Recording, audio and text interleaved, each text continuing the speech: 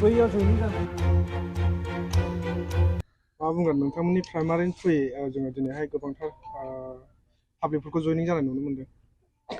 आच्छा दिनै नोंथांमोननि जि निउस पर्टेलखौ आङो गिबियाव आं हामबायहोयो गोजोननाय आं बावग्रोयो। दिनैहाय 14 चिरां दुवार ब्लकआव जोंहा 67टा भट सेन्टारफोर दङ बा बिनि असिलायैनो 67 जि बुथ कमिटि बेखौ दाफुंनायनि गेजेरजों दिनैहाय आगुनि बारग' चिफ हाग्रामा महिलारि सारा दिनै 14 चिरां दुवार ब्लक BPF-आव बै बुथ कमिटिफोरखौ लानानै मोनसे गेवलां मेल जानानै थाङो। दा बेवहाय जोंनि सान्थिपुर प्राइमारिनिफ्रायबो जोङो बुथ कमिटिजों लोगोसे गोबां वार्कार पार्टि वार्कारफ्रा जोङो बाहागो लाहैयो। बेवहाय दिनै सान्थिपुरनि सिङाव पातालसाना गामिनिफ्राय गासै 28 जन दिनैहाय BPF दलखौ मोजां मोननानै बिथांमोना फैयो। मानो होनोब्ला बिथांमोना सिगाङाव BPF-खौ समर्थन होदोंमोन, नाथाय गेजेराव UPPL-नि माखासे दैदेनगिरिफोरा बिथांमोनखौ गोबां आसा होनानै हा हुनि सुबिदा होगोन होननानै आरो साख्रि बाख्रिनि बायदिसिना सुबिदा होगोन होननानै दैखरनि बायदिसिना सुबिदा होगोन होननानै बिथांमोनखौ UPPL सरकाराव बा दोलोआव खामानि मावनो आरो भट होनो बिथांमोनखौ बिदिनो फुख्लायनानै लांदोंमोन। दिनैहाय बिथांमोना बुजिबाय, बुजिनानै दिनै BPF दोलोआव जोंजों ज' थानानै खामानि मावनो बिथांमोना दिनै आवगायबोबाय। थिग बेबादिनो दिनैहाय काम्पा बरगयारी सार आरो हाग्रामा महिलारि सार नुजानायनि गेजेरजों बिथांमोना दिनै जोंजों फिन BPF-आव फैफिननानै आरो जों बरायनानै लानाय जाबाय जोंबो। जितु बिथांमोनखौ UPPL सरकारा माखासे खामानि मावनायनि प्रतिश्रुति होदोंमोन, नाथाय मावफुंजानायखौ फोरमायदो ना मावफुंजायैखौ नोंथांमोननो फोरमायदो? मावफुंजायैखौ बिथांमोना जोंनो फोरमायनाय बायदियै आरो जोंबो जिहेथु जों नुगासिनो दं। मानो होनोबा जोंनिनो एरिया पातालसानाया जोंनि सान्थिपुर एलेकानि दरसे गामि। दिनैहाय बे जायगाया दिनै हा हुनि जेंनाया जोबनो थाङाखै। सिगाङाव BPF सरकारनि समाव जेनोखि हा फाट्टा होदोंमोन, बे समाव गोबां UPPL दैदेनगिरिफोरा UPPL सापर्टारफोरा बै गामिनि सापर्टारफोरा BPF-नि हा होनायखौ नाङा आरो जोंनि UPPL सरकार फैयोब्लानो ओरैनो जाखानांगौ होननानै बे पातालसाना, कंग्रेप, उदालगुरि बे जायगानि UPPL सापर्टारफ्रा बन्सिथ' गावसोरखौनो खालामनानै लाबोदों।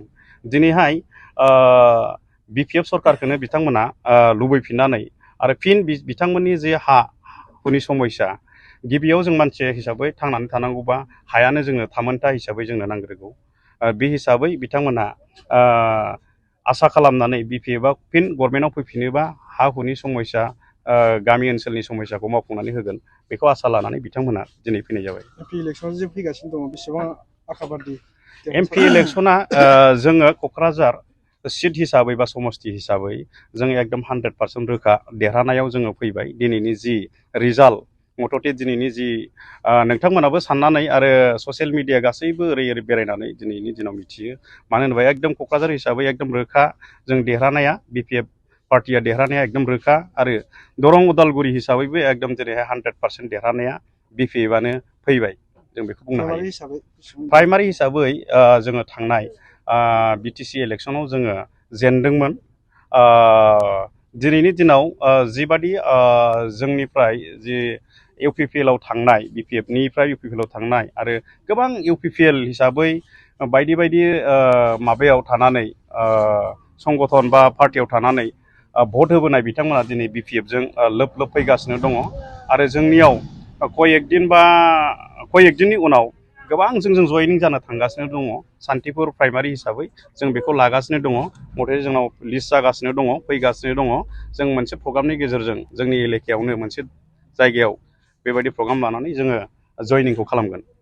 जितु मैया UPPL-आ रायन' थिनालियावहाय मोनसे जयनिं प्रग्राम लादोंमोन, जोङो मिथिनो मोन्दों जे बिथांमोना गावसिनि मानसिखौनो गावसिनियाव जयनिं खालामदों होननानै। बेथ' सैथो खोथा, बे सैथो खोथा। जोंबो नुदों, जोंनिफ्रायबो जों मानसि थिनहरदों। बिथांमोना 1200 जन 1200 सा माने UPPL-आव BPF आरो कंग्रेस बायदि बायदि दोलोनिफ्राय मासाब जाफैदों होनदों। नाथाय गासै मिटिङावनो 400 जननि बारा नङामोन। बोरै 1200 जन मासाब जाफैखो, बेखौ साफ्रोमबो रायजो राजाया मिथियो। दिनै मथथे बेखौ जोङो बुंलायनांला साफ्रोमबो रायजो राजाया मिथिगौ नोंथांमोननिफ्राय थांदों नामा जोंनिफ्रायथ' थाङाखै सान्थिपुरनिफ्राय जोंनिफ्राय थाङाखै उदालगुरिनिफ्राय कयजन थांदों होनदों खिन्थु गावसिनि भटार्सखा गावसिनि सिगांनि भटार्सखा जोंनि बिपिएफ दोलोनि बिपिएफ सापर्टार हिसाबै सासेबो थाङाखै आरो बे माबा नङा आरोखि जों फोथायनोनो हाया सान्थिपुर प्राइमारिनिफ्राय थांदों होननानै बुंदों खिन्थु उदालगुरि साइडनिफ्राय हादारनिफ्राय गावसिनि भटार्सखा हिसाबै थांदों खिन्थु जोंनि बिपिएफ दोलोखा हिसाबै बिपिएफनो भट होग्रा हिसाबै जोंनिफ्राय सासेबो थाङाखै आरो हायोब्ला बिथांमोना दिनैनि गेजेराव भिडिअ क्लिप खालामनानै जोंनो देखाय बबे सावगारिनि पिक्सारनि भटार्स बिपिएफ भटार्सआ इउपिपिएलआव थांदों मैयानि थाइखाजरा राइन' क्लाबाव जि प्रग्राम जादोंमोन फोथाराव देखायनो हायोबा देखाय बिथांमोना ससियेल मिडियायाव गोबां थायोमोन गोबां होयोमोन नाथाय ओइदिनखालिनि जि प्रग्राम बेनि जेबो जों इसेबां ससियेल मिडियायाव नुनो थाङाखै आरो नोंथांमोनाबो मिथिगौ रायजो राजाबो गासिबो मिथिगौ जाय बिथांमोना ससियेल मिडिया नायो